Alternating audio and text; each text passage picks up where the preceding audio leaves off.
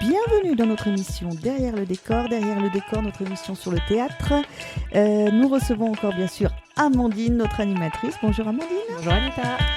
Et aujourd'hui, qu'est-ce que tu nous as préparé Amandine ? Alors déjà, je vous présente notre invitée du jour, qui est Marion Clément. Bonjour Marion. Bonjour.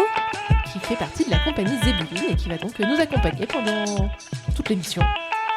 Donc toute cette petite heure, nous sommes ensemble. Et comme d'habitude, notre rubrique Entre quatre yeux. Ensuite, T'en as pensé quoi ? Et aujourd'hui, le spectacle de Yannick Jolin que nous avons vu au mois de mars. Bien entendu, votre agenda sorti, comme tous les mois. Et aussi notre émission, notre rubrique Moi aussi je fais mon théâtre.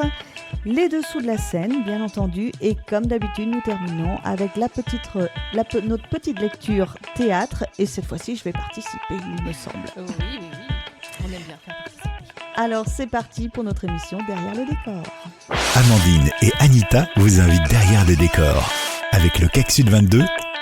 Alors, Amandine, tu le disais, aujourd'hui, nous recevons Marion Clément. Bonjour Marion. Bonjour à tous. Donc Marion, tu es l'une des directrices artistiques de la compagnie Zébuline, qui existe à la fois en région parisienne et donc depuis quelques mois, c'est ça, à Saint-Brieuc. Alors depuis juillet 2021 et plus exactement depuis janvier 2022, on travaille de façon plus acharnée à notre implantation. Ouais, donc voilà, c'est assez récent quand même. C'est tout neuf. Votre venue. Et donc tu t'installes en Côte d'Armor. Est-ce que tu pourrais nous en dire un petit peu plus à nous et aux auditeurs sur ta compagnie ? Oui. Alors la compagnie Zébuline, nous sommes donc deux directrices artistiques, Julie Le Rossignol et moi-même. Et nous avons créé la compagnie en 2010. Donc ça fait déjà un petit moment maintenant. En Île-de-France, elle a pris doucement son essor pour arriver à une compagnie qui aujourd'hui donne environ 300 représentations par an, ce qui nous rend fiers et heureuses. Mais c'est un spectacle, c'est un travail où on se remet beaucoup en question, je crois, constamment. On essaie toujours de faire mieux, d'aller plus loin. Je pense que nombre de travail sont ainsi. Mais voilà, avec Julie, on veut toujours mieux pour la compagnie. Donc aujourd'hui, c'est ces représentations qu'on lit en Île-de-France, qui se font donc sur toute l'Île-de-France en tournée.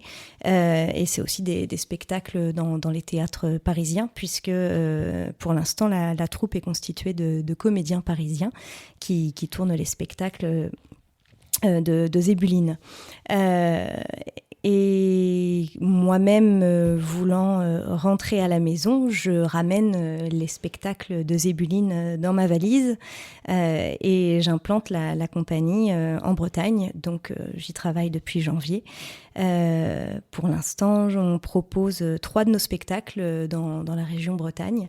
Et l'idée est désormais de continuer nos créations, tant sur Paris que sur Saint-Brieuc. Voilà. Et donc tu as emmené tes spectacles dans tes valises, comme tu dis. Oui. Est-ce que tu as emmené aussi tes compagnons compagnons parisiens ? Eh bien, ils souhaitent rester là-bas. Pour leur part. Et du coup, moi, je cherche des compagnons ici. Du coup, je rencontre petit à petit les acteurs du département, des comédiens, des clowns et autres troubadours, dans l'idée de travailler avec eux maintenant en Bretagne, sur Saint-Brieuc et ses environs. Depuis le mois de janvier, du coup, est-ce que tes recherches ont été fructueuses ? Alors, pour le moment, les spectacles... Alors, nous avons différents types de spectacles. Nous sommes, sur chaque spectacle chez Zébuline, nous sommes 1, 2 ou 3 comédiens. Pour l'instant, j'ai ramené les spectacles dans lesquels il y a besoin d'un comédien, en l'occurrence une comédienne, qui est moi-même. L'idée étant de ne pas les tourner ad vitam moi-même, mais de travailler avec des comédiens de la région, de sorte de pas moi jouer tous les spectacles, tout simplement par souci de plus de liberté, de pouvoir aussi me consacrer à d'autres créations et puis de travailler avec d'autres personnes, ce qui est toujours plus enrichissant. Mais c'est un moyen finalement de te faire connaître aussi et du coup d'attirer d'autres comédiens qui vont prendre le relais sur scène aussi et avec toi. Oui, c'est ça. Moi, le but est vraiment ensuite de pouvoir faire tourner aussi les spectacles où on est 2 ou 3 et de jouer avec des comédiens de la région. Ces spectacles dans la région. C'est toujours mieux. Du coup, si je ne dis pas de bêtises, vous faites du théâtre plutôt jeunesse, oui, jeune public, et autour notamment de la marionnette et du théâtre d'objets. Oui. Et du coup, toi, c'est quoi ton parcours ? Qu'est-ce qui t'a amené au théâtre de manière générale et puis à ce type de théâtre aussi qui est quand même une forme particulière. La marionnette, c'est pas tout le monde qui en fait, qui manipule, qui en crée. Oui, c'est vrai. Alors du coup, ça va être plus théâtre, marionnette et chant en musique. Théâtre d'objets, un jour peut-être, dans une création future, parce que c'est aussi une forme très, très intéressante qui nous attire. Mais pour le moment, on n'y a pas encore touché. Nous, au sein de la compagnie, parce qu'évidemment, les comédiens travaillent tous et toutes dans différentes structures. Donc certains d'entre nous en font au sein de Zébuline, je veux dire. Qu'est-ce qui nous a emmené à ça ? Alors avec Julie, nous faisions partie d'une compagnie de théâtre petite enfance en tant que comédienne et travailler avec cette compagnie nous a fait découvrir que ça nous plaisait particulièrement. Et c'est là, donc il y a un peu plus de 10 ans, on a décidé de créer notre propre compagnie de théâtre petite enfance dans un premier temps, puis jeune public.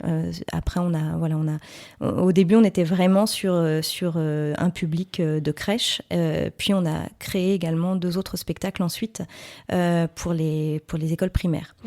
Cette compagnie dont nous faisions partie, qui n'existe plus aujourd'hui, était une compagnie donc de théâtre petite enfance qui faisait du théâtre et de la marionnette. Et moi, j'ai découvert du coup la marionnette grandement à travers cette compagnie et aussi au conservatoire où j'avais des cours de marionnette. Et j'ai vite touché vers une vingtaine d'années et j'ai senti que ça me plaisait bien et que j'avais envie de creuser et de continuer là-dedans. Donc le théâtre jeunesse, c'est quelque chose qui t'attirait dès le départ parce que j'imagine que si tu as travaillé dans cette compagnie, c'est aussi que finalement tu y trouvais... Eh bien, pas forcément. J'ai commencé à travailler pour cette compagnie tout simplement par connaissance. En fait, mon amie avec qui nous avons monté la compagnie, Julie, faisait partie de la compagnie en question. Cette compagnie a cherché une nouvelle comédienne et c'est comme ça que, de fil en aiguille, j'y suis entrée. Mais le spectacle jeunesse, pas forcément. Je faisais mes classes, comme on dit. J'avais pas vraiment idée j'avais pas dans l'idée de m'orienter plus vers tel type de théâtre ou tel autre. Et en terminant le conservatoire, j'ai créé un collectif de théâtre contemporain aussi avec un groupe d'amis, la compagnie, la Lovely Company. On a 2 spectacles aujourd'hui, dont un qui tourne durant Octobre Rose. Donc là, c'est des spectacles pour les grands. Et donc à côté de ça, j'ai commencé à travailler aussi dans cette compagnie de théâtre jeunesse. Et tout simplement, ça m'a plu. J'en ai fait petit à petit. Et puis, comme tous les métiers, c'est une question de rencontre, comme on dirait dans Astérix, de feeling, tout ça. Et en fait, il se trouve que j'ai commencé à faire un spectacle jeune public, puis un autre, et ainsi de suite, via différentes rencontres. Et je me suis rendu compte, faisant les 2, que lorsque je me retrouve face à un public exclusivement d'adultes, alors ça me plaît beaucoup aussi, je joue encore aujourd'hui dans des spectacles donc exclusivement pour les grands, donc entre autres dans ce spectacle Boobs qui est pour les grands. Le nom le nom l'indique. Eh bien je m'amuse beaucoup et à chaque fois je trouve que c'est différent et juste à chaque fois je me dis mais qu'ils sont sages ces gens face à moi. Les adultes ont parfois peur de rire ou autres, sont très très silencieux, très sages, très attentifs. Alors ce qui est super, mais le public enfant c'est vraiment un public qui participe, qui est à fond, ce qu'on leur propose, pour eux, c'est presque... Enfin, c'est vrai, quoi. Ah oui. Voilà. Oui, ils réagissent. Il y a souvent... Je jouais aussi dans un spectacle jeune public et quand on pose des questions, ils y répondent. Oui. Parce que pour eux, on s'adresse vraiment à eux. Voilà. Ça, c'est sûr que le public adulte, en général, ne fait pas, même quand on veut qu'ils répondent. Ben oui, voilà. Les enfants, on ne les voit pas s'enfoncer dans leur siège en se disant « Oh là là, pourvu qu'ils viennent pas me chercher à un moment donné du spectacle ». Au contraire, dès qu'il faut, ils lèvent la main et limite, ils sautent de leur siège et ils se battent pour savoir qui va y aller. Oui. Et puis du coup, ils ne trichent pas, en fait. Ils ne trichent pas. Tu dois certainement sentir, du coup, si ça passe ou si ça passe pas, quoi, avec eux. Oui, complètement. Oui, et ça crée la participation des enfants fait que bien souvent un spectacle, évidemment, qui va être bien cadré, bien prévu, va forcément se heurter à plein d'imprévus venant bien souvent de la salle. Et c'est assez intéressant le travail à faire pour trouver l'équilibre entre prendre ce qui se passe autour, parce que c'est important, qu'on ne peut pas jouer un spectacle et faire comme si il n'était pas là alors qu'ils réagissent, qu'ils nous interpellent même. Donc trouver le juste milieu entre prendre ce qu'ils nous proposent et aussi continuer sur notre lancée. C'est-à-dire qu'il ne faut pas non plus tomber dans un brouhaha général qui va aller à l'encontre du sujet, de la quête artistique menée. Mais nous, en tout cas, on a fait le choix avec Zébuline de ne pas non plus les squeezer, de faire comme si on n'avait rien entendu et coûte que coûte, on continue. Quoi. C'est compliqué avec des enfants, de toute façon. Bah oui, mais certains ont cette façon de faire qui peut être tout à fait, que je ne remets pas en question. C'est chacun... Mais nous, voilà, pour le coup, alors on veut pas, tu peux pas répondre à chaque sollicitation de l'enfant parce que sinon un spectacle qui dure 30 minutes normalement pourrait en durer 50 et ça pourrait devenir un petit peu lourdingue pour les autres. Mais c'est important quand même aussi de le prendre en compte. Donc voilà, ce juste milieu, ça va entraîner généralement toujours quelques passages je ne trouve plus mon mot il va falloir jouer avec l'instant présent, quoi. Plus que parfois, je trouve, plus qu'avec des grands. Oui, on est dans le théâtre. Alors là, tu parles de la jeunesse aussi, mais moi, je suis assez intriguée aussi de ces artistes comme toi qui se produisent face à vraiment la petite enfance, la crèche. C'est-à-dire là, on parle d'enfants de 1 à 3 ans et on se demande comment tu sens leur réaction, quels sont les objectifs qui sont fixés, voilà. Alors, pour les tout petits, c'est vrai, hein, moi-même quand j'ai commencé, je me disais, en crèche, maternelle, oui, on le conçoit, mais en crèche, ça peut étonner. Et puis en fait, quand on côtoie finalement des petits, on se rend tous, on sait bien que des bébés, on peut leur lire des histoires, ils sont tout oui, ils sont vraiment, ça leur apporte. Donc évidemment, un spectacle ne va pas les laisser indifférents non plus. Alors du coup, c'est des spectacles qu'on va créer sur mesure pour eux. Nous, chez Zébuline, c'est vrai qu'on aime du coup jouer sur le fait d'utiliser différents médias.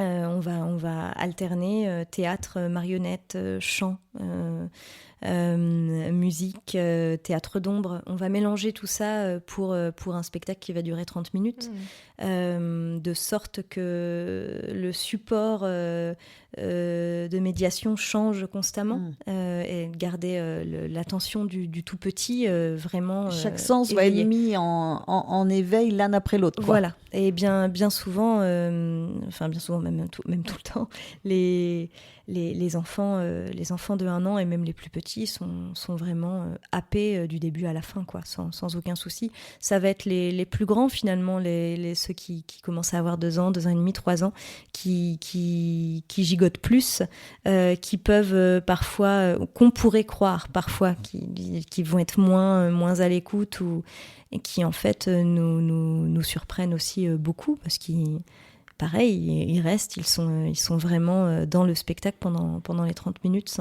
sans aucun problème. Et puis d'ailleurs, bien souvent, celui qui bouge le plus, pour lequel on va nous mettre en garde parfois au début, en disant alors lui là-bas, il va peut-être... En fait, non, bien souvent, c'est celui qui va être le plus à fond tout au long du spectacle et puis qui voudra pas qu'on parte à la fin, quoi. Oui, et puis comme à chaque fois qu'on travaille avec des enfants, c'est pas parce qu'on a l'impression qu'ils n'écoutent pas, comme tu dis, que finalement, quand on se rend compte à la fin que si, même s'il regardait pas, il était dedans, il sait de quoi ça parlait, il est capable de réexpliquer tout. Vraiment, peut-être. J'ai découvert ce théâtre-là donc de façon hasardeuse. Et il se trouve que ça m'a plu pour les raisons que j'évoquais, le public que c'est, mais aussi pour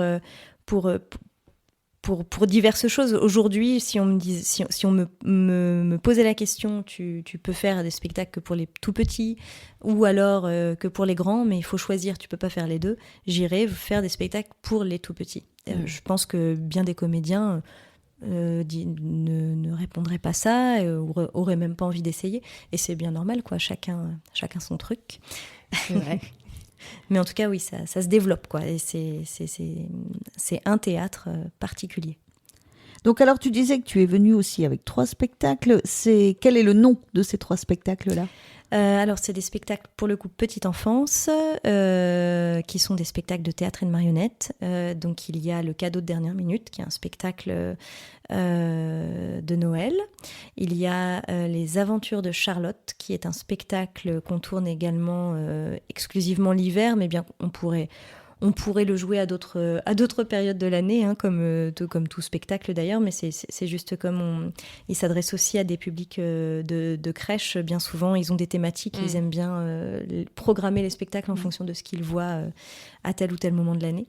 Et le spectacle La Ferme s'amuse, qui est un spectacle qui a pareil, de théâtre et de marionnettes qui se tourne tout au long de l'année.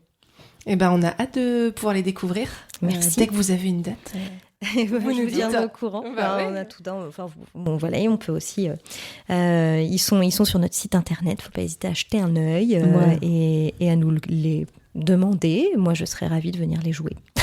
Tu peux redonner aux auditeurs le site sur lequel on peut regarder ? Oui, bien sûr. Alors, c'est www.compagniezebuline.org. Il y a donc 2 pages, spectacle petite enfance et spectacle jeune public. Et sur ces pages-là sont présentés nos spectacles. Donc, on en a 10 à ce jour, dont 3 disponibles en Bretagne. Super. Voilà, super. Bon, c'est le moment d'une petite pause musicale. On va s'écouter Rookin, un groupe que j'ai entendu sur Saint-Brieuc. La fille un peu présomptueuse. C'est déjà pas mal. Que j'ai entendu sur Saint-Brieuc, qui est un petit peu particulier. J'ai entendu en première partie d'un concert et qui nous chante donc Mortel. Bah oui, voilà. Amandine et Anita vous invitent derrière les décors avec le CAC Sud 22. Alors, j'espère que vous êtes contents de nous retrouver avec Amandine et Marion. Donc, Marion qui est de la compagnie Zébuline. Donc, on va encore parler de toi, Marion, dans toute cette émission. Mais on va commencer aussi notre rubrique « T'en as pensé quoi ?» Donc, « T'en as pensé quoi ?» Nous sommes allés, alors j'y nous, parce que voilà, j'y suis allée également. Nous sommes allés au spectacle de Yannick Jolin qui a présenté à la salle Casteldo à Uzel « Ma langue maternelle va mourir et j'ai du mal à vous parler d'amour ». Donc c'était sur les langues régionales, les langues minoritaires. Et Amandine, tu vas donc nous donner un petit speech oui, et puis, de du coup, ce spectacle. Tu n'hésites pas à m'interrompre, tu étais là, donc tu pourras aussi en parler. Donc effectivement, le 6 mars dernier, le CAC Sud 22, en lien avec l'association Aquilon et le Centre culturel Casteldo à Uzel, ont organisé la venue de Yannick Jolin. Alors Yannick Jolin, c'est un conteur, un acteur, un dramaturge, qui nous a présenté son spectacle, comme tu disais Anita, « Ma langue maternelle va mourir et j'ai du mal à vous parler d'amour ». Alors c'est un titre, je pense quand tu l'entends comme ça, Marion, tu dois te dire que c'est hyper tragique, ça a l'air très poignant. Et en fait, bon, c'est un spectacle qui n'est pas du tout lourd, qui n'est pas tragique, bien qu'il parle effectivement de la disparition progressive des langues régionales. Mais c'est un spectacle qui, au contraire, a beaucoup d'humour. Yannick Jolin, je ne sais pas si tu as déjà eu l'occasion de voir un de ses spectacles. Non, pas encore. C'est vraiment un artiste. Il est complet, c'est-à-dire il est seul en scène avec son musicien quand même, donc il y a eu tout un jeu effectivement entre ce qu'il dit lui et son musicien, mais tout ce qu'il dit est très calculé, quoi. C'est très à la fois dans le geste et dans la parole. Il manie très bien aussi la langue française, on va dire aussi, pour raconter ce qu'il a à dire sur les langues minoritaires, et c'est vraiment très prenant. Oui, à tel point que le spectacle a quand même été nommé au Molière 2020 pour la catégorie seul en scène. Seul en scène, même si, comme tu dis Anita, il est accompagné par un musicien qui s'appelle Alain Larribet et qui est vraiment extrêmement talentueux, qui joue de plein d'instruments dont la moitié, moi je les connaissais pas. Il y en avait plein que j'avais jamais vus et dont je serais bien incapable de donner le nom. Mais voilà, vraiment, c'est pas une nomination qui a été volée parce que c'est un spectacle qui est très intéressant. Et qui mérite vraiment qu'on s'y attarde. Mais du coup, avant de vous en dire plus, je vous propose qu'on écoute un petit extrait, puisque Anita, je pense que tu nous as préparé un extrait du spectacle. Oui, bien sûr, on va écouter un petit extrait tout de suite. Ma, y est parlé de même, attends qu'il y a 6 ans. La guerouette drôle qu'il y a tion, chez Ma, n'en a pas rien qui parle autrement que mon parlange, tout que t'as vu dire de mu. À l'école, y étions tourteau paysan, tourteau catholique, tourteau vendéen. On avait une certaine pureté ethnique. Et en arrivant au collège, c'est là que je m'aperçois que là, j'ai vraiment une langue de plouc. Surtout en arrivant à La Roche-sur-Yon. Ça, les petites villes, c'est pire, parce que le notable de petite ville est obligé vraiment d'écraser encore plus pour montrer qu'il existe. Donc là, j'ai développé immédiatement des allergies à tout ce qui me rappelait la ruralité. Le foin, la paille, la farine. Qui dit allergie dit cure à la bourboule. Et la bourboule, pour moi, ça a été Ushuaïa. Donc, c'est un spectacle qui parle à la base du parlange. Donc, c'est la langue régionale de Yannick Jolin qui vient de Vendée. Donc, il explique comment il a grandi en fait en parlant vraiment ce que la plupart des gens appelleraient le patois, mais que lui il va éviter d'utiliser ce mot parce que c'est un mot qui est assez dévalorisant. C'est vrai, quand on dit patois, tout de suite on pense campagne. Il le dit lui-même, plouc, campagnard, etc. Et donc il en parle beaucoup dans son spectacle de comment quand il est arrivé finalement en ville, dans la grande ville, il s'est senti un peu bête et très différent des autres puisque lui, sa langue maternelle, c'était vraiment ça, le parlange. Et donc, au-delà de la question de la Vendée et de ce parler-là, il évoque vraiment de manière générale les langues minoritaires en France, leur disparition, leur agonie. Il parle des raisons politiques qui sont derrière tout ça. Et puis, il explique pourquoi cette disparition, elle est tragique, pourquoi elle appauvrit finalement la France et la langue française plus qu'autre chose, et à quel point finalement parler plusieurs langues, ça nous grandit, ça nous nourrit, ça nous apporte quelque chose. C'est une richesse, ça nous ancre dans un territoire, ça nous fait vivre avec la population. Oui, et d'ailleurs, on va entendre là des retours de spectateurs après la représentation, et on peut dire, je pense que le public de Bretagne s'est particulièrement retrouvé dans un spectacle sur la question des langues minoritaires, parce que le breton, le gallo, voilà, on est vraiment en plein dedans, et voilà, ils ont été vraiment très réceptifs au spectacle. Et on en a même certains qui ont répondu à ton micro, Amandine, en gallo. Oui. Moi j'ai été agréablement surprise, je m'attendais pas du tout à ça. Je m'attendais justement à du théâtre autre, mais en fait il a une façon de mener ça, il y a un côté humour qui pouvait que toucher de toute façon, puis c'était raconté d'une façon intelligente et avec la musique qui s'est accordée parfaitement avec ce qu'il racontait. Franchement, c'était super bien. Je m'attendais pas, même aux interludes musicales et tout ça, je m'attendais même pas spécialement à ça. Et sans déconner, j'ai vraiment appris plein de choses, quoi. Je trouvais ça très intéressant, l'histoire, le fait qu'il mélange l'histoire, le fait qu'il y met en même temps de l'actualité, et puis en parlant sa propre langue, parce que c'est sa langue maternelle. J'ai eu pas mal d'émotions diverses et variées, en pensant bien sûr à mes grands-parents qui parlaient breton pour le coup, et en même temps avec la transition de mes enfants qui sont en filière bilingue pour réapprendre le breton, donc ça m'a bien brassé sur ces questions-là. Donc je pense que j'ai ri et j'ai pleuré, et c'était un super moment. Et donc je recommande à tout le monde ce spectacle. Mais c'était ça, d'entendre des gens parler un peu gallois quand ça change un peu. Laat vrij uitant dat jullie het weer pregen. On a eu ben du plaisir de ouïr tout là et de mêler la chanterie et la musique et toutes les histoires. Eh ben, un vrai plaisir de venir ici et puis de jouer un petit cas d'histoire autour du galop et toutes les langues. On a causé un petit avec les siens de la Souhaite là et l'universalité en fait de langue avec toutes ces langues différentes et c'était très bien, du vrai plaisir. Eh ben, j'ai trouvé le spectacle très intéressant d'une part et puis qui touche au cœur des gens. Alors, parce que son parler vrai, c'est très plaisant en plus. C'est très vivant et ce que j'ai trouvé aussi très intéressant, c'est le duo avec le musicien qui chante une autre langue et ils sont complices. Et ce qui ne fait qu'accentuer le fait que les langues minoritaires, c'est toute une grande famille. Voilà. C'était magnifique. Très très forte impression sur le spectacle. Donc voilà les retours du spectacle Ma langue maternelle va mourir et j'ai du mal à vous parler d'amour. Il y a beaucoup de... Ça touche, ça les touche assez personnellement de ce qu'ils ont vécu, leur famille. Et effectivement, il y a un commentaire qui parle de la langue dans laquelle chante le musicien, qui est effectivement béarnais. Donc il utilise lui aussi son langage. C'était assez... Son langage et puis la langue d'où il est originaire, mais aussi les langues qu'il a rencontrées dans ses voyages en fait autour du monde.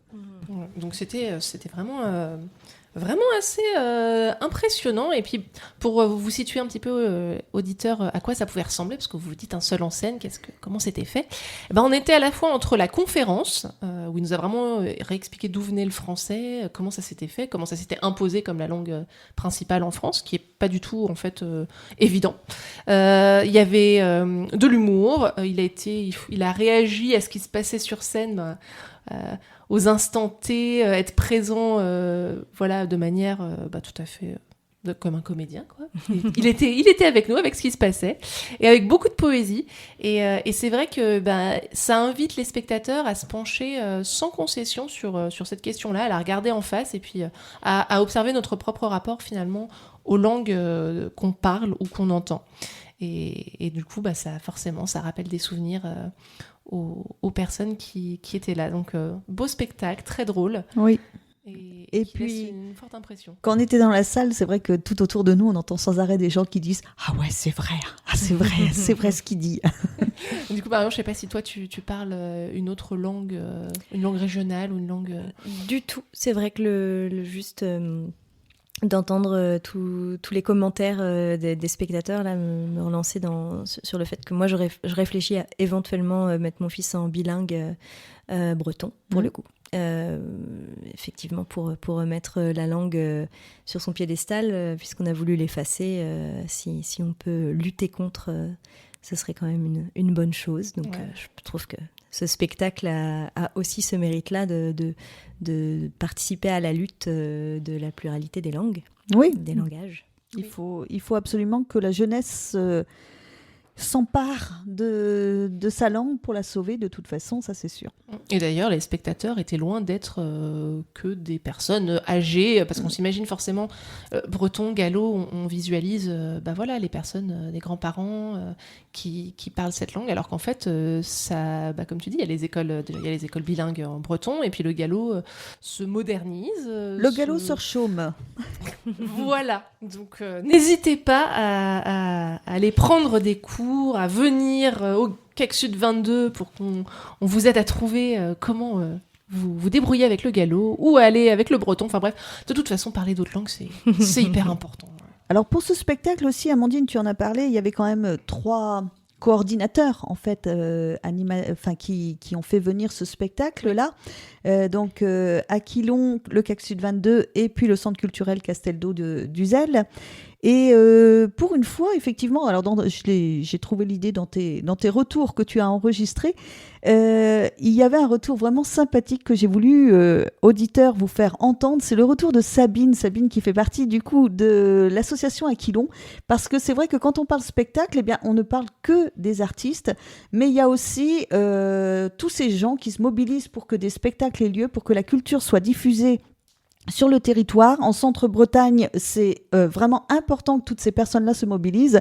Et j'avais envie de vous faire entendre justement, du coup, Sabine. Plus que contente, je suis ravie. D'autant plus que j'en suis à l'initiative. Et qu'au bout de 2 ans d'avoir trimé pour que ça vienne jusque-là, et de voir tout ce public ravi, eh ben oui, je suis non seulement contente, mais fière. Oh, c'est bon.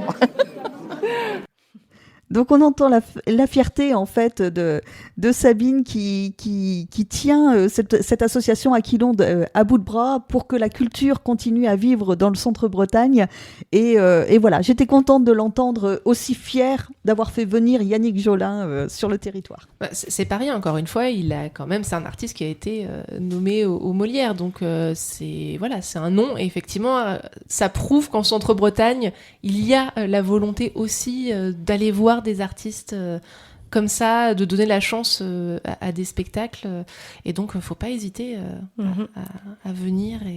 Mais j'en profite aussi pour remercier toutes les associations d'ailleurs, moi, qui, du coup, dans le cadre de la compagnie, on joue souvent dans des salles municipales, dans des théâtres municipaux mis à disposition des associations qui effectivement organisent tout de A à Z et c'est un gros travail d'organiser tout ça, de faire venir une compagnie, d'organiser un spectacle, de coordonner les différentes personnes nécessaires, le régisseur du lieu, tout ça, pour aller effectivement jouer partout et parce que, comme vous dites, de là, dans tel endroit en Bretagne, un peu excentré ou quoi, ces villes qui vont être un petit peu loin de l'effervescence des grosses villes, il y en a partout. En Île-de-France, il y en a beaucoup aussi. Et alors pour le coup, j'ai plus vu des associations pour l'instant en Île-de-France dans des villages comme ça assez éloignés et à chaque fois, nous, on voit à quel point les personnes sont heureuses que ça se passe là, chez eux, dans leur village, dans la salle. Et bien souvent, il y a des super salles en plus. Il y a des équipements qui sont là, qui sont disponibles et qui ne demandent que ça, quoi. Et donc voilà, juste merci à toutes les associations parce que nous, jouer dans ces conditions-là, à chaque fois, c'est un bonheur. Voilà. Et c'est vrai que Sabine, on est une sympathique représentante de toutes ces personnes là qui se mobilisent pour que la culture soit vraiment partout, qu'il n'y ait pas de désert culturel sur tout notre territoire. Et maintenant, donc, Amandine, puisque voilà, on vient de parler d'un spectacle et des spectacles, il y en a en quantité, et c'est l'heure de notre agenda sortie. Alors, que nous as-tu préparé? Que vas-tu nous présenter? Alors, ce mois-ci, je commence avec un classique du théâtre, Le Misanthrope de Molière. Bon, je vous remets quand même l'histoire pour ceux qui auraient un petit trou de mémoire ou ne l'auraient pas vu à l'école. L'histoire, c'est celle d'Alceste, un homme qui est si droit et si loyal qu'il ne supporte pas que tous les hommes ne soient pas comme lui. Du coup, il ne voit chez les autres, et je cite, ouvrez les guillemets, qu'imposture, intérêt, trahison, fourberie. Fermez les guillemets. Voilà. On voit que c'est un homme qui ne voit pas les autres avec un œil très positif. Et donc, le voilà d'affirmer qu'il hait tous les hommes, ce qui en fait donc un misanthrope. Face à lui, il y a son ami Philinte, qui est vraiment son parfait opposé, qui ne veut se fâcher avec personne et qui du coup pardonne à tout le monde de leurs petits travers. Et il y a Célimène, qui aime Alceste, qui lui rend son amour, mais elle est coquette, elle est médisante, et Alceste ne peut s'empêcher de la juger finalement comme les autres. Cette comédie féroce sera présentée au Théâtre de Lorient par le collectif de Rodolphe Dana dans le cadre de Extra, qui sont en fait 2 soirées festives qui incluent un bal avant le spectacle pour permettre de découvrir les danses baroques. Donc c'est assez original. Ça s'appelle le Baroque Bal et le Misanthrope, c'est les 24 et 25 juin à partir de 19h au Théâtre de Lorient. Le deuxième spectacle dont je vais vous parler, ça s'appelle Le Bruit des loups et ça s'adresse au jeune public à partir de 8 ans. Là, on se situe plus entre le conte théâtral et la magie. C'est un spectacle de Étienne Saglio, qui est breton de naissance. Il est à la fois jongleur et magicien. Et il invente un spectacle féerique qui invite à découvrir un monde peuplé de créatures fantastiques au clair de lune. Il est entouré d'une nature vivante et l'artiste joue avec les peurs et les rêves enfantins ou moins enfantins pour les faire exister sur scène grâce à des stratagèmes d'illusionnistes. Donc il y a vraiment un côté magie qui est assez présent et qui constitue donc un régal à la fois pour les yeux et pour l'esprit. Donc le bruit des loups, c'est à découvrir au Théâtre National de Bretagne à Rennes du 22 juin au 1er juillet et c'est à partir de 8 ans. Et pour les amateurs, alors là je vous convie avec plaisir à découvrir la représentation de fin d'année du groupe de théâtre adulte que je dirige le jeudi soir à Saint-Caradec.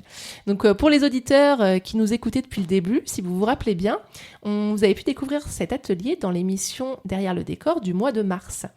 Et donc, ils vont jouer leur adaptation de la pièce 8 femmes de Robert Thomas, dans laquelle vous pourrez même apercevoir, étonnamment, 2 hommes. Parce que, finalement, après coup, j'ai des hommes qui se sont rajoutés. Et on s'est dit, pourquoi pas ? Alors, je vous en dis pas plus sur l'histoire, parce que c'est la pièce que j'ai choisi de vous présenter dans le théâtre, ça se lit aussi. Donc, je vous en reparle un tout petit peu plus tard dans l'émission. Mais sachez que la représentation amateur de 8 femmes jouée par l'atelier adulte du CAC Sud 22 aura lieu le jeudi 23 juin à 20h au Moulin à Son à Loudéac. Donc, j'espère vous y voir nombreux. Et puis, pour terminer l'agenda sortie, comme d'habitude, je vous parle d'une pièce hors territoire. Et ce mois-ci, on va à Marseille. Pour le Festival de Marseille, je vous propose de découvrir, alors attention, je vais essayer de prendre mon meilleur accent brésilien pour vous parler portugais, Depois do Silêncio, après le silence, de Christiane Jataí. Alors, comme je vous l'ai dit, elle est originaire du Brésil. L'artiste propose un spectacle entre fiction et documentaire. Ça tient du film et du théâtre. Donc voilà, c'est un petit peu un entre-deux sur scène. Et elle y traite de l'esclavage et de ses conséquences sur le racisme structurel. Donc un spectacle très engagé dans lequel l'artiste propose des dispositifs ingénieux qui vont permettre aux spectateurs de vraiment être partie prenante du spectacle. Donc je vous invite à découvrir Depois do Silêncio, après le silence, au ZEF à Marseille, le 1er et 2 juillet, dans le cadre du Festival de Marseille. D'accord. Donc, et toi, Marion, est-ce qu'il y a quelque chose, un spectacle où tu te dis, tiens, il va vraiment falloir que j'y aille, soit dans ce cité, soit un autre qui... Alors, par des formations professionnelles, je vais surtout voir du jeune public, mais aussi parce que j'ai un tout petit. Et là, alors en fait, je pense à un spectacle en particulier, mais pas qui est à aller voir, qui est passé, mais qui doit bien pouvoir se croiser, je pense. C'est AV Motors que j'ai vu au Centre culturel Bleu Pluriel le mois dernier. Et c'est un spectacle de rue à la base qui se joue en salle pour la première fois. Donc je pense que des salles, il y en aura d'autres et que des représentations en rue aussi. Donc juste, moi, j'encourage à regarder où passe cette compagnie prochainement. Je pense que c'est une compagnie de Guingamp, donc oui. Je pense qu'il y a moyen de les voir dans le coin, voir cet été aussi. Et voilà, pour le coup, un spectacle familial haut en couleur. Ah oui, ils vont sûrement être présents dans les festivals d'été, je pense. Oui, donc voilà, je pense à celui-là. On regardera ça de plus près. Eh bien, merci Marion pour ce petit conseil. Et puis là, on va se faire une petite pause musicale avec une musique que tu as choisie. Alors, tu me dis si je prononce mal, Nora Croft qui interprète William Shakespeare. C'est ça, Nora Krief, qui est une comédienne qui a adapté les sonnets de Shakespeare en musique. Et pourquoi as-tu choisi cette musique ? Parce que je l'ai découvert quand j'étais en classe théâtre au lycée et je pense que ça a fait partie des choses que j'ai vues et entendues qui m'ont donné envie de continuer coûte que coûte et de faire ce métier. Voilà, et quand j'ai préparé cette musique, je la découvrais et je trouve ça plutôt sympa.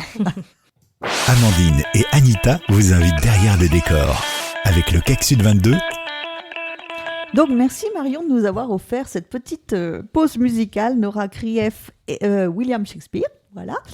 Et donc maintenant, chers auditeurs, c'est l'heure de notre chronique « Moi aussi, je fais mon théâtre ». Donc moi aussi, je fais mon théâtre, c'est des expériences que le CAC Sud 22 fait vivre à différentes personnes de la population. Et là, nous étions en stage. Oui, et tu peux dire nous, effectivement, puisque c'était un stage de théâtre radiophonique qu'on a organisé, donc, Anita et moi-même, qui a eu lieu début mai, week-end du 7 et 8 mai. Et l'idée, c'était de faire découvrir aux personnes intéressées l'envers du décor de la création de fiction radiophonique. Donc on leur a fait découvrir le matériel, les techniques radio, des jeux théâtraux qui impliquent la voix, puisque justement à la radio on ne peut pas voir les corps, donc il faut travailler particulièrement sur les intentions, le jeu vocal, comment transformer un personnage juste avec la voix. Et on s'est aussi amusé à faire des essais autour du bruitage, à faire tester aux stagiaires comment est-ce qu'on fait un bruit d'orage avec ce qu'on trouve autour de nous. Donc on a vraiment pris des objets du quotidien, un bol, des grains de riz, des chaussures, une bouillotte. Enfin, on a pris autour de nous plein d'objets qui avaient des sons intéressants et on a fait comme ça plusieurs tentatives. Donc je disais bruit d'orage, un bruit de marche, un accident de voiture, et ils se sont amusés à trouver eux-mêmes comment créer cette ambiance-là, pour qu'ensuite on puisse intégrer des bruitages aussi pendant les lectures sonores, les lectures radiophoniques qu'on a faites durant ce week-end. Voilà, et ça, ce sont des lectures que les auditeurs pourront écouter cet été, en fait, sur notre plateforme de podcast, puisque tout sera bien monté avec les bruitages, l'ambiance, les voix. Et on a vécu un week-end vraiment très riche sur le plan théâtral et sur le plan radiophonique, en fait. Ça a été très riche pour les uns et pour les autres. Et justement, on va écouter les retours des participants, puisqu'il y avait 10 participants à ce stage. Et c'est plutôt sympathique. Ça a été d'ailleurs assez difficile de choisir quoi garder pour notre émission. Ah ben moi je me suis dit j'y vais, parce qu'à chaque fois que le CAC propose un stage de théâtre, je participe si je suis disponible. Et là j'ai découvert, j'ai été bluffée par le travail qu'on a fait hier matin sur les sons là. Quand j'entendrai une voiture crissée sur le gravillon, je penserai plus de la même façon. Alors je suis en train de tester un petit instrument pour essayer de retrouver un son, une sonorité qui va me permettre d'annoncer mon personnage. Alors, mon personnage c'est une petite fille de 7 ans. Voilà, donc là j'utilise un xylophone. Je pense que cette sonorité-là annonce bien la couleur. Alors hier, on a commencé par un petit historique de la radio, l'histoire de la radio, c'était très intéressant ça. Puis ensuite, on a travaillé sur les bruitages. Alors là, c'est pareil, c'est une vraie découverte. C'est vrai que voir un petit peu l'envers du décor et se rendre compte un peu de ce qu'il y a derrière les bruits qu'on peut entendre à la radio, qu'on imagine presque naturels, tellement ils sont bien faits.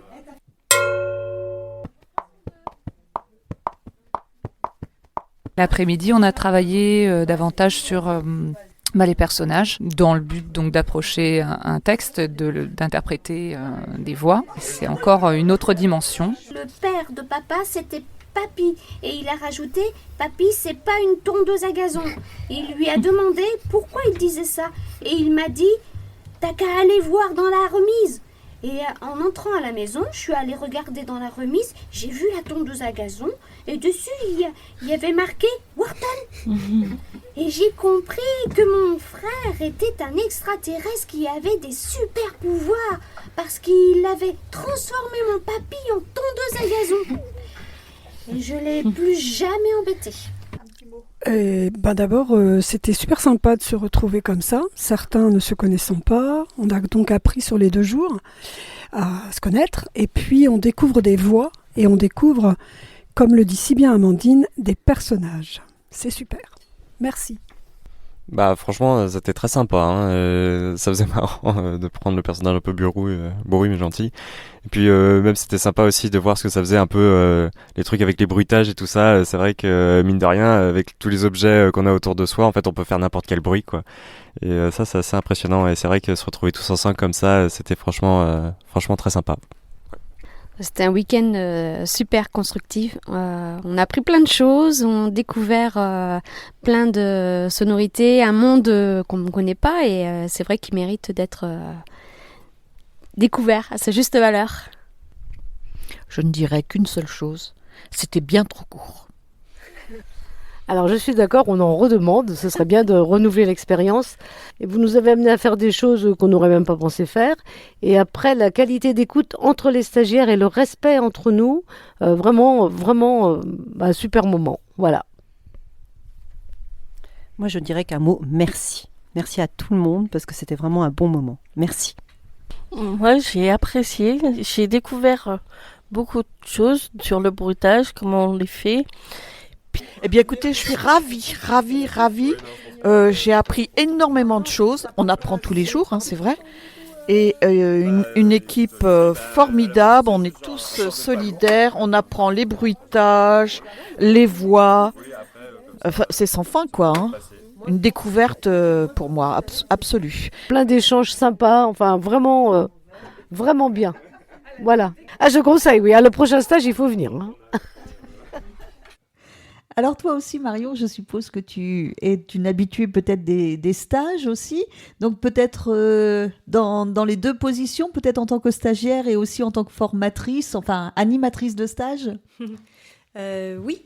Alors, du coup, je donne des stages de théâtre, de marionnettes, de création et de manipulation, ou même des ateliers de théâtre d'ombre aussi. Également, en tout cas, tout stage qui tourne autour des médias que nous utilisons dans la création de nos spectacles. Et puis, de l'autre côté, oui, comme toute travailleuse, je continue de me former en suivant des stages, parfois, le dernier à Vis Comica, donc une compagnie qui est basée à Quessoy, stage de clown que j'ai fait là-bas. Et puis, il y en aura encore d'autres, clown ou autres. Oui, c'est sûr, c'est comme ça qu'on continue à se former pour faire toujours au mieux et faire de beaux spectacles. Et d'ailleurs, je dis en avant-première, mais Marion, tu vas pour le CAC Sud 22 faire un stage de marionnette dont on vous reparlera, mais qui aura lieu pour le jeune public un peu plus tard cette année. Donc, tout à fait. On fait appel à toi aussi, à tes compétences justement sur ce théâtre-là. Formidable. On pourra créer et manipuler nos propres marionnettes. Ah, ça c'est super. Et effectivement, là, quand on entend les retours, là, on entend souvent parler de l'ambiance de groupe. On a passé un week-end ensemble où on était solidaires, on ose se lancer aussi quand on passe quand même un week-end ensemble. Au début, on est peut-être un petit peu plus timoré, et puis après, il y a eu de l'expression qui était plutôt sympathique. Et puis de mêler nous la radio et le théâtre aussi, c'était vraiment sympa comme tout. Bah oui, c'est vraiment là on se rend compte que ça a du sens en fait de mêler ces deux médias, ces deux médiums d'expression. Et effectivement, ce qui est intéressant, c'est que tous ne se connaissaient pas. Il y en avait une bonne partie qui faisait partie de groupes justement de théâtre adulte qui a lieu à Saint-Caradec, mais pas tous. Et comme il disait, c'est vrai que cette ambiance, cette bienveillance aussi les uns avec les autres, cette écoute, je pense que ce genre de stage, ça permet aussi de développer ça, de pas être simplement sur ce qu'on fait soi, sur son objectif, mais d'ouvrir à ce que font les autres. Et je pense que c'est le théâtre aussi de manière générale qui ouvre à ça. Mais en tout cas, c'était une première pour nous aussi, Anita. C'était une première, et puis c'était intéressant aussi, je trouve, de travailler vraiment sur la voix et pas sur l'ensemble de l'expression corporelle. Enfin, le théâtre, c'est l'expression corporelle, l'expression vocale, l'expression de chaque partie de notre corps. Et là, vraiment, on a bien vu la différence entre justement quand on sourit, quand on ne sourit pas, même, ça s'entend. C'est pas simplement visuel le sourire, quoi. Il faut y aller. Et donc, oui, on a passé un super week-end et d'autres stages, effectivement, viendront au CAC Sud 22. Vous venez de parler de l'un d'entre eux, justement. Donc, une belle expérience. Voilà, et on vous fera donc découvrir ça. Ça remplacera les émissions cet été de Derrière le décor. Vous aurez donc ces enregistrements qu'on a fait, cette fiction radiophonique qu'on vous offrira à l'écoute. Tout à fait. Donc maintenant, notre 5e rubrique de notre émission Derrière le décor, c'est les dessous de la scène. Donc vous commencez à le savoir, auditeurs, c'est ma petite rubrique préférée parce que c'est celle qui me fait apprendre plein de choses. Et aujourd'hui, c'est pourquoi on ne siffle pas au théâtre. Voilà. Donc Marion, chaque mois, je présente une superstition ou une tradition du théâtre. Et effectivement, pourquoi est-ce qu'on ne siffle pas sur scène ? Alors, comme souvent, avec ce que je vous présente, il faut revenir largement en arrière pour comprendre d'où vient l'injonction. Alors pour ce qui est de ne pas siffler sur scène, il y a de très nombreuses raisons invoquées. La première, elle est d'ordre sécuritaire.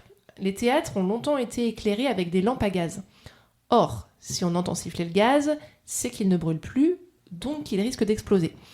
Donc effectivement, on va éviter de mêler des faux sifflements et de risquer de faire paniquer tout le monde sur le fait que le théâtre va exploser. Déjà, première raison qui est pas mal. La deuxième raison, elle est à chercher du côté des techniciens. Parce que pendant longtemps, les techniciens de théâtre ont aussi été des marins qui travaillaient dans les théâtres lorsque la saison de la pêche était terminée. Et ces marins communiquaient entre eux par sifflement pour s'indiquer les manœuvres de changement de décor, par exemple, d'ouverture de trappe, voilà. Vous imaginez si tout à coup quelqu'un se met à siffler au théâtre au mauvais moment et que un des techniciens se dit « Ah bah tiens, c'est le moment de changer les décors » et que donc au milieu d'une scène, il y a un changement, enfin ça aurait été... ça peut devenir voire même dangereux si une trappe s'ouvre sous un comédien qui est en train de parler. Voilà, donc on évitait de siffler puisque c'était réservé aux techniciens. Une autre raison, qui est vraiment toute simple, c'est que les comédiens sur scène ne veulent pas s'attirer les sifflets du public. Et oui, on sait que quand quelqu'un commence à siffler, ça peut vite dégénérer, donc autant éviter la tentation et ne pas siffler sur scène.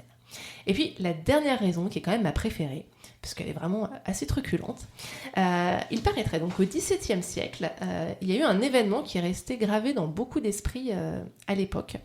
Les comédiens, qui, il faut savoir, étaient assez peu respectés quand même à cette époque-là. Ils étaient vus comme des gens de mauvaise vie, dissolus. Si vous vous rappelez, ils n'avaient même pas le droit d'être enterrés dans les cimetières. Voilà, ils étaient jetés à la fosse commune. Et donc, ils ont été traités de drôles d'oiseaux dans une gazette. Quand ils ont lu ça, les gens de théâtre de la Porte Saint-Rémy à Paris, qui devaient jouer le soir même, ils sont tous montés sur scène, ils ont refusé de jouer, et à la place, ils se sont mis à siffler, comme des oiseaux, puisqu'on les traitait de drôles d'oiseaux. Sauf que ça n'a pas plu du tout aux représentants qui étaient là, et qui leur a donc dit que puisqu'ils sifflaient comme des oiseaux, ils seraient mis en cage comme des oiseaux. Et donc ça a donné plus de 50 arrestations ce soir-là. Donc l'envie de recommencer à siffler sur scène a un peu été perdu, on va dire, et c'est pour ça qu'aujourd'hui, on interdit aux comédiens de siffler sur scène. Je ne sais pas si tu connaissais un petit peu toutes ces superstitions, ces théories. Non, du tout. Je répétais la semaine dernière et j'ai fait siffler une des marionnettes. Alors, finalement, on est allé vers un grommelot japonais. Je me dis qu'on a bien fait. C'est ça. On aurait eu des problèmes. Aujourd'hui, c'est un petit peu moins suivi. C'est vrai qu'on n'a plus les mêmes techniques qu'avant, mais ça a été vraiment, pendant longtemps, c'était une vraie injonction de ne pas siffler sur scène. Et bien, du coup, est-ce que vous connaissez le siffleur ? Le siffleur, donc je l'ai découvert à travers le festival des RIA qui a lieu dans le Finistère, il y a plusieurs années, 3-4 ans. Et bien il reprend plein de classiques, plein de tubes de la musique classique en sifflant. Voilà, et c'est magnifique. Bon. D'accord, on retient le siffleur. Le siffleur, et bien justement, là, on va faire notre petite pause musicale, histoire que vous ayez le temps de vous dégourdir un petit peu, puisque vous aimez notre émission Derrière le décor.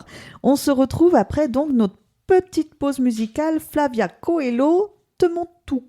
T'es mon tout. T'es mon tout. Donc c'est toi, Amandine, qui l'as choisi ? Oui, c'est tout joli, c'est une belle déclaration d'amour. Flavia Coelho, qui est une artiste brésilienne, donc je me suis dit, ça fait le lien avec le spectacle dont je vous parlais pour l'agenda sortie. Voilà, je vous laisse écouter les paroles, c'est très agréable. Eh bien, on écoute ça tout de suite. Flavia Coelho, T'es mon tout. Amandine et Anita vous invitent derrière le décor avec le CAC Sud 22. On est heureux de vous retrouver pour notre dernière partie de Derrière le décor avec la dernière, du coup, rubrique « Le théâtre, ça se lit aussi ». Oui, et comme je vous ai dit donc tout à l'heure, aujourd'hui je vous parle de 8 femmes, qui est donc une pièce de Robert Thomas, écrite en 1958. Alors je pense que certains d'entre vous connaissent la version cinématographique qui a été tournée par François Ozon en 2002, qui porte le même nom, 8 femmes, et qui a été fait avec des morceaux chantés. Vous l'avez vue peut-être Oui, tout à fait. Elle est assez connue. La pièce est j'allais dire la pièce est fidèle. Le film est très fidèle à la pièce. Donc ça se déroule à Noël dans une grande maison bourgeoise et on y découvre la famille qui vit là. On a Gaby, qui est une femme très élégante mais peu impliquée dans la vie des siens, qui est assez distante. Son mari Marcel et elle ont accueilli chez eux la sœur de Gaby, donc Augustine, une vieille fille aigrie qui n'aime presque personne, et sa mère, et donc la mère de Gaby aussi, Mamie, voilà, tout simplement, qui déambule en fauteuil roulant en soupirant après son argent perdu. On a la fille de Gaby, Catherine, qui est une adolescente sauvageonne, mal éduquée, qui passe son temps à lire des romans et qui rêve de grandir. À l'opposé, on a la sœur de Catherine, qui est donc Susan, une jeune femme très proprette, très sage, qui fait des études à Londres et qui revient pour les fêtes. Et puis, il y a les domestiques. Madame Chanel, une bonne femme qui a presque élevé les enfants et qui vit dans la maison depuis 15 ans. Et Louise, la nouvelle femme de chambre, sensuelle et assez provocatrice. Et puis, une invitée surprise, la sœur de Marcel, qui est décrite comme une femme de petite vertu. 8 femmes, donc. Mais alors, pourquoi est-ce qu'on ne parle pas de Marcel, le fameux mari de la famille ? Eh bien, tout simplement parce qu'on découvre très vite dans le premier acte que Marcel est mort, assassiné pendant la nuit. Et donc, qui a bien pu faire ça ? Tout laisse à penser que c'est une de ces 8 femmes. Il n'y a aucun moyen de prévenir l'extérieur puisque le fil du téléphone a été coupé. C'est le mois de décembre, donc il y a de la neige, la grille a été fermée à clé. Bref, ces femmes vont donc devoir découvrir par elles-mêmes ce qui s'est passé. Et on va vite se rendre compte qu'elles ont toutes une raison d'avoir tué Marcel. Alors, la pièce, elle débute vraiment comme une comédie bourgeoise, où on sent que les relations entre les membres de la famille sont un petit peu compliquées. Et puis, très très vite, on glisse dans le thriller et la comédie policière, où on cherche donc le coupable. Mais, à mon avis, ce dont on se rend vite compte surtout, c'est que l'auteur a vraiment cherché à dépeindre les caractères de chacun des membres de cette famille, de ces 8 femmes. Elles ont toutes quelque chose à cacher. Elles ont toutes quelque chose de mesquin, d'un peu petit, et finalement elles sont toutes coupables de quelque chose, mais la question c'est de quoi ? Donc Robert Thomas, il n'est pas tendre avec ses personnages. D'ailleurs, il y en a qui lui ont reproché d'avoir écrit une pièce un peu misogyne, qui ne dépeint les femmes que comme intéressées, méchantes, veules. Voilà. Alors lui, il s'en est défendu en disant que justement, c'était un petit peu une critique, une mise à distance de tout ça. Mais pour moi, c'est vraiment l'examen des caractères qui est intéressant et qui fait que le spectacle et la pièce est intéressante à la fois à lire et à découvrir. Donc il y a trois actes dans la pièce qui se passent strictement en huis clos, puisque en fait on ne quitte pas le salon de la maison où se déroule toute l'histoire, et il se passe à peu près une journée du début à la fin. Et puis l'auteur va dévoiler petit à petit les travers de chacune, jusqu'au dénouement final qui laisse sans voix. Je ne vous le dis pas évidemment, je vous laisse le découvrir. Et donc je vous recommande cette pièce parce que elle tient vraiment en haleine pendant la lecture. C'est un peu comme un roman policier. Et c'est très drôle aussi, contrairement à ce qu'on pourrait imaginer. Il y a vraiment des réactions des fois qui frôlent le ridicule, avec des caractères qui sont bien trempés. Ça se lit très facilement et je vous parie, chers auditeurs, que vous ne pourrez pas vous arrêter avant de connaître la fin. Et donc si vous voulez le voir sur scène, je vous rappelle que les apprentis comédiens du groupe amateur du CAC Sud 22 vous présentent une version de 8 femmes le jeudi 23 juin à 20h au Moulin à Son à Loudéac. Et donc, comme à chaque fois, on va terminer avec un petit extrait lu de 8 femmes. Donc là, on est au début, on est au premier acte. On a découvert la mort de Marcel. Et dans cette scène, Susan, qui va être lue par Marion, et Catherine, qui va être lue par Anita, qui sont donc les 2 sœurs, interroge Louise, la femme de chambre, que je vais lire. Moi, je suis l'espiègle, c'est ça ? C'est ça. Ouais, et Susan, donc la bien proprette, qui rentre chez elle pour découvrir du coup la mort de son père. Très bien. Donc c'est parti. Dites-moi, Louise, quand vous avez fait le tilleul pour mon père hier, Madame Chanel était encore dans la maison ? Elle venait de partir. Elle habite le pavillon de chasse au fond du parc. Pour sa liberté, dit-elle. Je sais, c'est une nounou pleine de vieilles habitudes. C'est son droit. Après la journée de travail, on est libre de faire ce qu'on veut. Et puis, ça n'a jamais fait de mal à personne de jouer aux cartes. Ah, Madame Chanel joue aux cartes maintenant. Mademoiselle ne savait pas ? Oh, zut, j'ai fait une gaffe. Pas du tout. Je sais que Madame Chanel aime jouer aux cartes. Mais avec qui joue-t-elle ? Avec quelqu'un de la maison ? C'est pas mon genre de moucharder. Dis-nous avec qui elle joue et nous ne le dirons à personne. Elle joue avec... Oh, et puis flûte, je m'en fiche.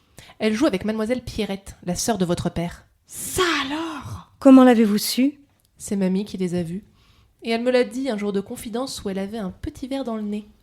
Il y a toujours une bonne petite bouteille dans la chambre de mamie. Et je vous laisse découvrir la suite de 8 femmes de Robert Thomas en lecture ou en venant nous voir le 23 juin. À Saint-Caradec. À Loudéac. À au Loudéac. Moulin à Son à Loudéac. Au Moulin à Son à Loudéac. Alors Marion, donc voilà la fin bientôt de cette émission. Quels sont tes projets ? Puisqu'en début d'émission, je me rappelle, tu disais j'ai emporté 3 spectacles, je cherche des compagnons en Bretagne et une fois qu'on sera bien lancé, je me relance dans la création. Tout à fait. Eh bien, une création va commencer à pointer le bout de son nez. En juillet, nous allons répéter au 3 bis, qui est une salle de répétition mise à disposition par l'agglomération pour les compagnies du coin. Donc Zébuline est une compagnie du coin et nous allons travailler sur notre nouvelle création qui s'appelle Aquarium Acoustique, qui est un spectacle qui se voudra un spectacle de théâtre, de marionnettes, d'objets, pour le coup, théâtre d'objets, et qui sera un spectacle de musique également et de chant. On va travailler autour de la voix et du cocon englobant de l'aquarium. Tout cela à destination de la petite enfance pour le coup. On a hâte d'en savoir plus.